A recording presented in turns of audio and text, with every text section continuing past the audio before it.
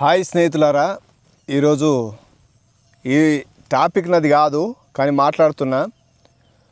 చాలామంది మనమంతా దేశంలో హిందువులం, మేము బంధువులం, జై శ్రీరామ్, మనమంతా ఒక్కటే బిడ్డలం, ఒక్కటే కన్న బిడ్డలం, ఒక్కింట్లో పుట్టినాం, లేక ఒక్కటే జాతి, ఒక్కటే హిందుత్వం కావాలా, ఒక్కటే మనుషులు కావాలి అని అంటారు. ఇది మంచి మాటలే, వాస్తవమే.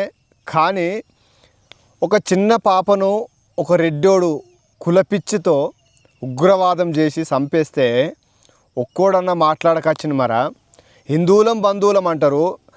మొన్న ఇక్కడ బాన్స్వాడలో జరిగిన విషయంలో ముస్లిం మీద దాడి చేసినారు, అది మంచి పని చేసినారు. అందులో ఉన్న ఐక్యత హిందువులకు జరిగితే ఐక్యత ఉండదా? తక్కువ కులంలో జరిగితే ఐక్యత ఉండదా? అది మంచి పనే. హిందువులం బంధువులమా? ఈ వాదన మంచిదేనా?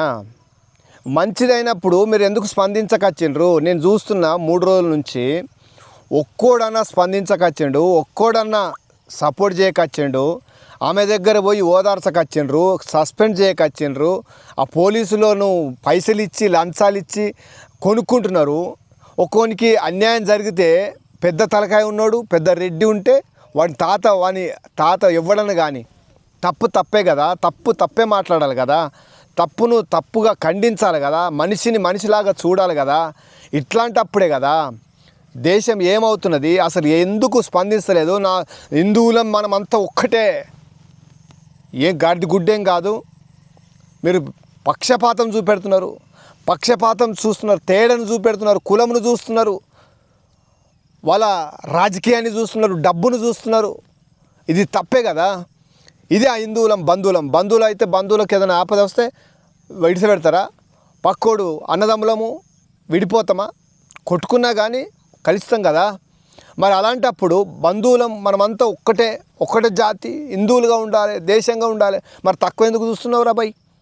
తక్కువ జాతిని ఎందుకు చూస్తున్నావు? తక్కువ జాతి అని ఎందుకు అంటున్నావు? కులపిచ్చితోటి ఉగ్రవాదం చేస్తున్నాడు రెడ్డిలు. రెడ్డి అయితే గడిది గుడ్డ అయితే ఏదైతే ఏంది, తప్పే కదా. తప్పును తప్పుగా ఖండించాలి కదా. ఏమవుతున్నాయి తలకాయలు? ఈ బీజేపీ నాయకులు ఏమంటున్నారు? ఏం చేస్తున్నారు? ఏం స్పందిస్తున్నారు? అసలు ఎందుకు స్పందిస్తలేరు? అసలు మాట్లాడతలేరు ఒక్కడు కూడా. అంటే రెడ్డి అనే వానికి భయమా? వాడంటే నీకు ఉచ్చబడుతుందా? తప్పు అని చెప్పడానికి చేత కాదా? మానవత్వం లేదా? సంస్కారం లేదా? అన్నీ బాగానున్నాయి కదా. మరి తక్కువ కులమును లేకుండా పేదవానికి ఒక న్యాయం, ఉన్నోనికి ఒక న్యాయమా? రెడ్డికి ఒక న్యాయం, తక్కువ కుల పోటీకి ఒక న్యాయమా? హిందువులం కదా, మనం బంధువులం కదా. ఈ మాటకు ఒక్కోడు కూడా స్పందించకొచ్చాడు. చాలా సిగ్గుపోతున్నది అసలు ఈ దేశం మీద.